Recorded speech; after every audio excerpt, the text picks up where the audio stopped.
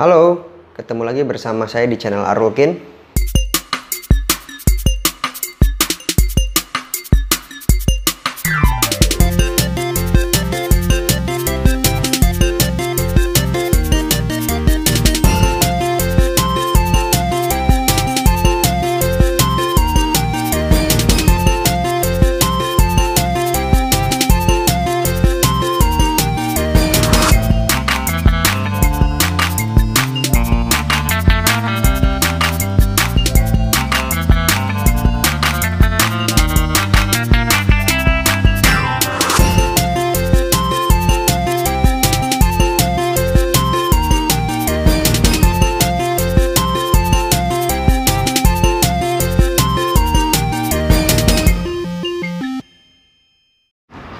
Oke teman-teman, kali ini saya akan membahas beberapa tips mengenai first aid atau pertolongan pertama pada kecelakaan jika itu terjadi di sekitaran kita atau di sekitar rumah kita. Oke, untuk mengetahui lebih lanjut,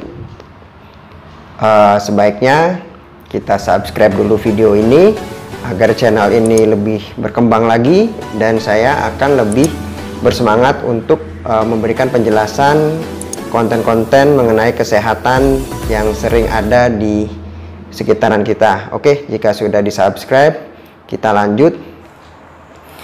Oke teman-teman, kita lanjut bahas mengenai first aid atau tips mengatasi pertolongan pertama pada kecelakaan. Kali ini saya akan membahas bagaimana cara kita untuk melakukan pertolongan pada orang yang mengalami kesedak atau choking ya. Artinya kesedak itu sepele tapi berakibat fatal, bisa menyebabkan seseorang itu meninggal jika kita tidak tahu cara mengatasinya dan lambat dalam proses evakuasinya atau penanganannya.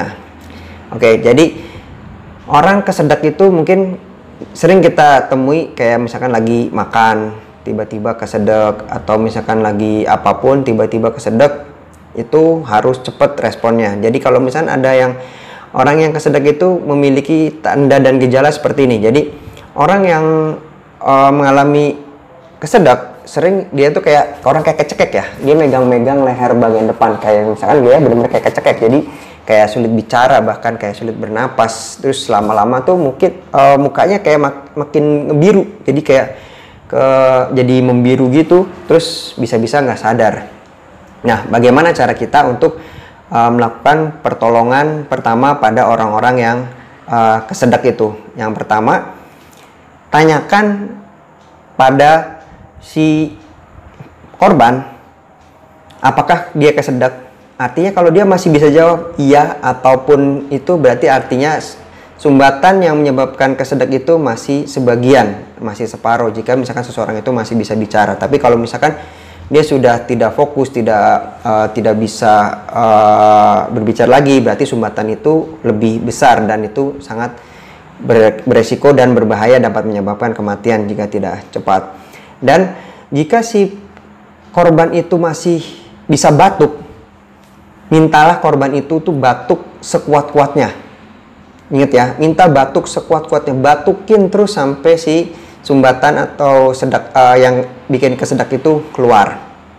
Kemudian jika sudah dibatuk-batukan dia tidak bisa keluar juga, hal yang selanjutnya adalah menepuk-nepuk punggung si korban, artinya back blow. Artinya kita minta si korban itu agak sedikit membungkuk posisinya ya. Ingat, agak sedikit membungkuk. Kemudian kita dari belakang si korban kita pukul-pukul menggunakan ini ya, pukul-pukul area punggung si korban hingga 5 kali.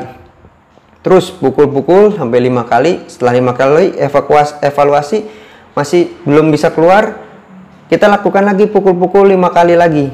Dan kalau misalkan masih nggak keluar juga, kita jangan terus mukul-mukul terus.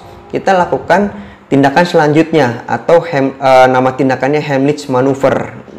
Gimana cara melakukan Heimlich maneuver itu? Caranya kita berdiri di belakang si korban, kemudian seolah-olah kita kayak lagi meluk si korban ya, meluk korban, kemudian tangan kita, oke sebentar, saya coba itu ya, nah, maaf karena ruangan saya cukup sempit, agak sulit, nanti akan saya jelaskan lewat gambar aja ya.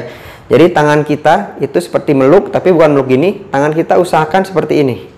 Ini pas diposisikan di ulu hati. Nah, di ulu hati ditaruh seperti ini ya. Di belakang ulu hati, kita dari belakang meluk gini. Posisi ini ada di daerah ulu hati.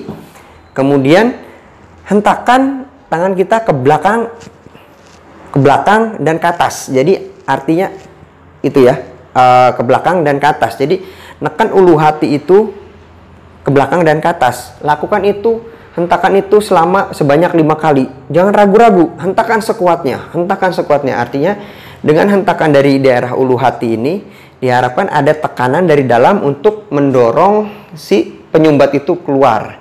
Lakukan sampai 5 kali.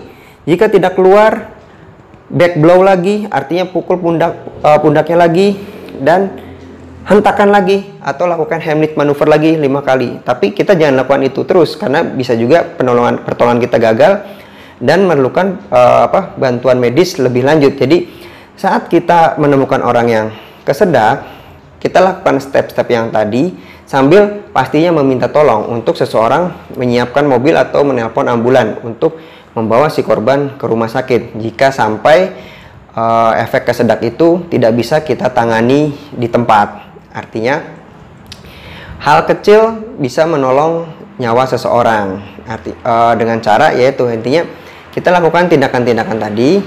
Jika melihat orang yang kesedak, minta untuk batuk sekuat-kuatnya jika masih bisa batuk.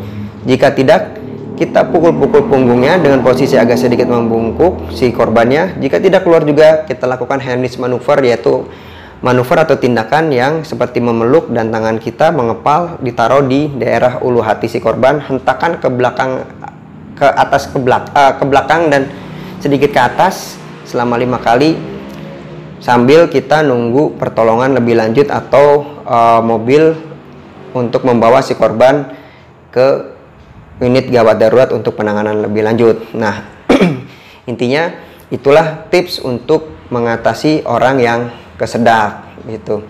Dan itu kalau misalkan yang kesedak itu posisinya dewasa, hati-hati, kita nggak bisa melakukan Heimlich maneuver pada bayi.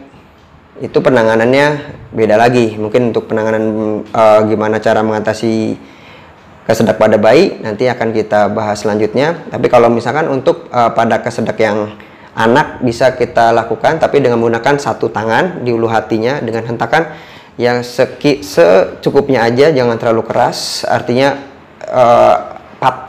kokoh lah, artinya mantap tekanannya sehingga dapat memberikan dorongan atau tekanan ke atas sehingga dapat mengeluarkan sumbatan itu. Dan jika masih ada pertanyaan lebih lanjut mengenai cara mengatasi kesedak itu pertolongan pertama pada kesedak, bisa ditanyakan di kolom komen di bawah. Nanti akan sama-sama kita bahas bersama dan kita akan diskusikan bersama. Dan atas perhatiannya saya ucapkan terima kasih. Assalamualaikum warahmatullahi wabarakatuh. Salam sehat selalu dari saya.